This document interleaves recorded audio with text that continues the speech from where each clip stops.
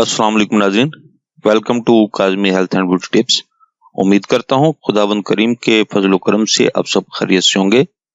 कानों में शोर और समात में कमी के लिए जबरदस्त नुस्खा एक बार जरूर ट्राई करें। नाज़रीन, ऐसे अफराद जिनके मिजाज में बलगमी मादों की ज्यादती पाई जाती हो या तवील अरसे तक जुकाम और दायमी नज़ले में मुब्तला रहते हो, तो इन्हें कानों में शोर और इस जैसे दूसरे मसाइल का सामना हो सकता है। दिमागी झिल्लियों में बलगमी रतूबात जमा हो जाने, हलक में मुतवातर रेशा गिरते रहने और बादी का गलबा हो जाने से कानों के रास्ते पीप या रेशा निकलने, समात कमजोर होने या कानों में शोर की आवाजें पैदा होने और समात में कमी जैसे मसाइल रूनुमा हो जाना फितरती अमर है।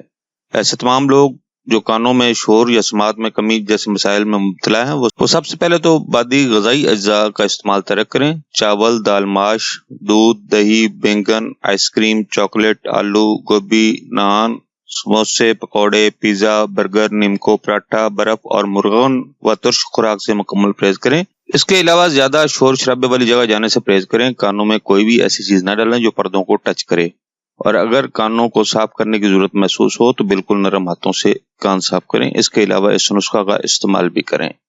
अज्जा तैयारी व इस्तेमाल नोट फरमाएं। हरड़ स्याह 50 ग्राम देसी घी में भूनकर 100 ग्राम मगज बादाम और 150 ग्राम देसी शक्कर मिलाकर मुरक्कब तैयार करें।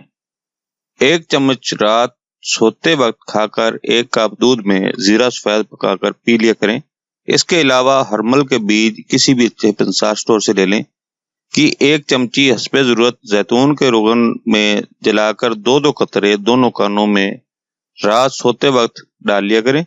नाज़रीन, 2 हफ्ते मुसलसल इस्तेमाल करने से ही कानों में सुनाई देने वाली आवाजें खत्म होकर इससे जुड़े तमाम बदनी मसाइल से छुटकारा मिल जाएगा। नाज़रीन, ये हमारा आजमुदा नुस्खा है। इग्नोर करने से पहले कम से कम एक बार जरूर ट्राई करें। इंशाल्लाह इस दवा के इस्तेमाल के बाद मायूसी नहीं होगी। नोट: आइंदा बलगम पैदा करने वाली अज्जा के इस्तेमाल से कुछ अर्सा दूर रहें ताकि बदन में बलगमी अफजाइश बंद हो जाए।